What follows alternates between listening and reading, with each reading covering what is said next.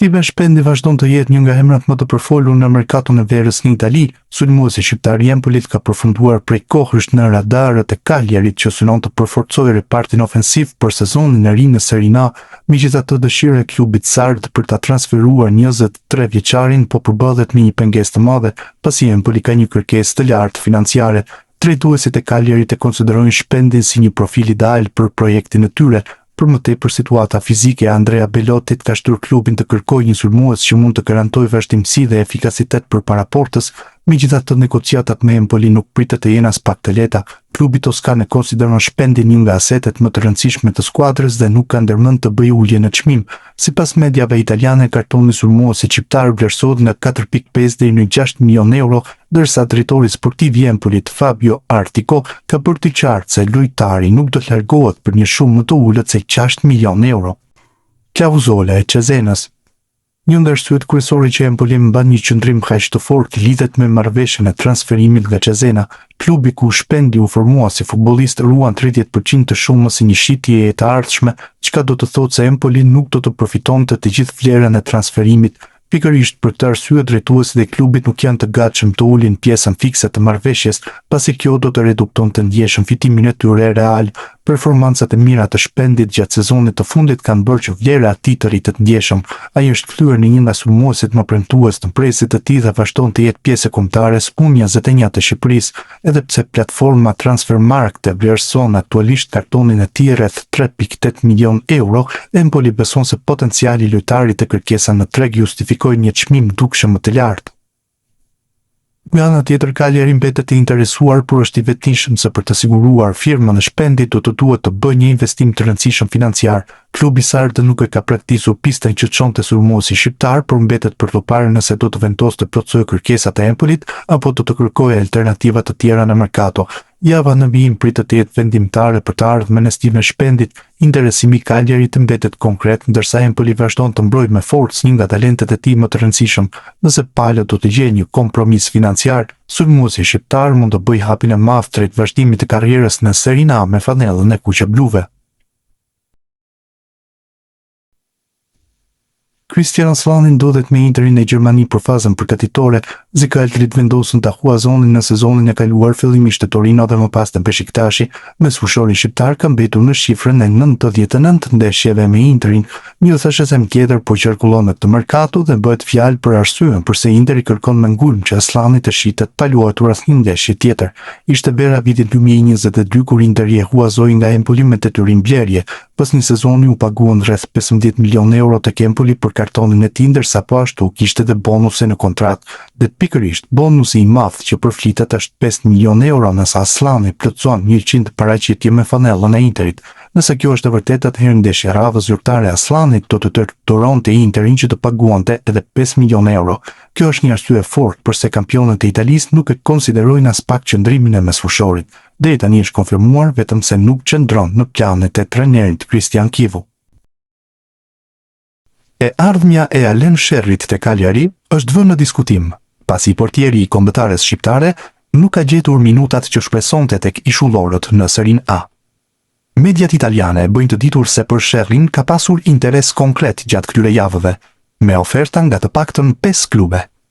Bëhet e ditur se klube nga Austria dhe Danimarka kanë kërkuar zyrtarisht futbollistin, duke bërë edhe oferta për huazimin e tij, apo edhe blerjen e kartonit në rast të një akordi shumë palësh. Por për momentin Cagliari duket se nuk ka ndërmend të heqë dorë nga lojtari, pasi e sheh atë si një zëvendësues ideal për Elia Caprilen, i cili mbetet titullari i padiskutueshëm i portës së Cagliarit. Atalanta ka ndëruar trajner gjatë verës, duke afruar në radhët e saj një emër të njohur si Maurizio Sarri.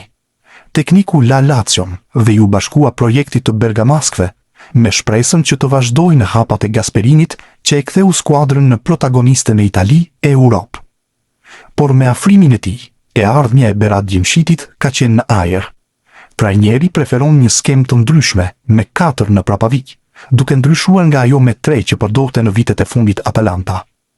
Kësaj janë ngritur pikpyetje nëse Gjimshiti do të vazhdonte të ishte te Atalanta apo nëse do të largohej.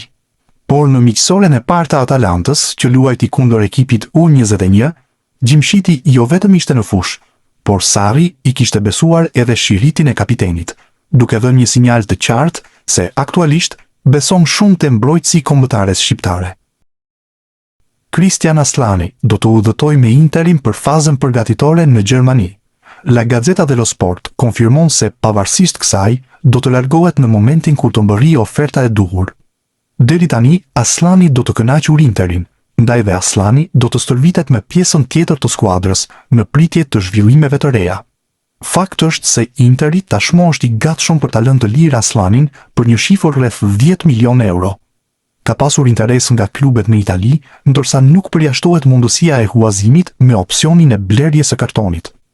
Aslani nuk qëndroi nën urdhrat e trajnerit Kivu gjatë edicionit të kaluar. Fillimisht kontribuoi te Torino dhe më pas te Beşiktashi. Christian Shpendi pritet të jetë një nga shtyllat e Cezenës edhe për sezonin e ardhshëm. Sulmuesi shqiptar vazhdon të jetë në qendër të projektit të klubit italian, pavarësisht interesimit të disa skuadrave në merkato.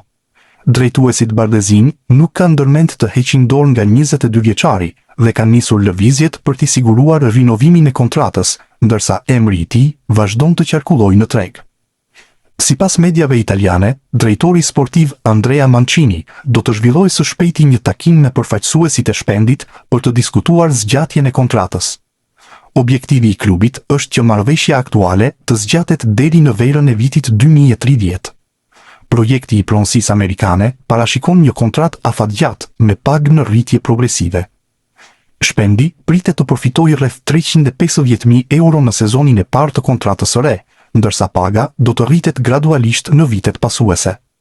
Në këtë mënyrë, Cezena synon të shpërblejë zhvillimin e sulmuesit shqiptar, pa rënduar bilancin financiar të klubit. Megjithse Cezena e konsideron të pashitshëm në këtë moment, emri i Shpendit vazhdon të tërheqë vëmendjen e klubeve të tjera. Së fundmi, edhe Frosinone është futur në garë për kartonin e sulmuesit shqiptar, duke e përfshirë në listën e objektivave për repartin ofensiv. Interesimi i Frosinones ushtohet zërave të mëparshëm, që e lidhnin Shpendin me skuadra të tjera të Serie B, por deri tani, drejtuesit e Cezenës nuk kanë marrë në konsiderat largimin e tij. Qëndrimi i klubit mbetet i qartë, ku sulmuesi shqiptar është pjesë e projektit dhe do të largohet vetëm në rast të një oferte që konsiderohet e parefuzueshme.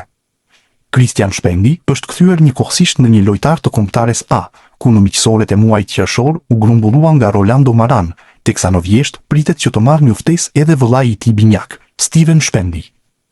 Dy sulmuesit shqiptar sezonin e fundit ishin ndër lojtarët më të dalluar në Serie B italiane, duke qenë golashënuesit e skuadrave të tyre, respektivisht Cristiani te Cesena dhe Steveni te Empoli.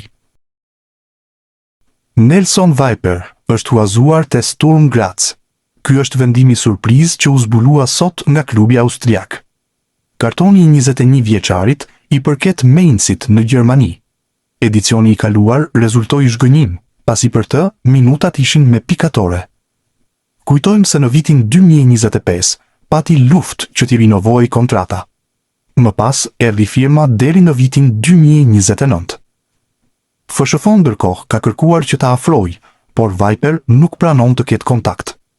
Sulmuesi me origjinë shqiptare do të përfaqësojë Gjermaninë në Europianin e 21 vjeçarit, që organizohet vitin e ardhshëm.